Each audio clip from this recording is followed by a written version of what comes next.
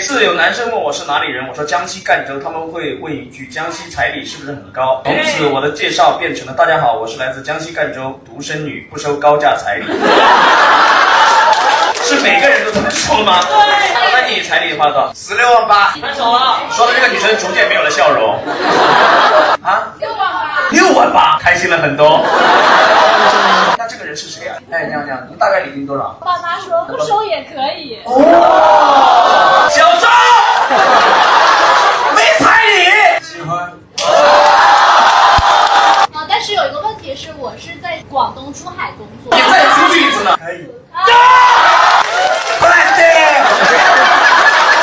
他为了你去你这个城市。我在珠海有房，我想找有房的男生。小钟吗？留在赣州效忠吗？那有能在珠海买房子的吗？有吗？3、2、1，你要不还是收高价彩礼？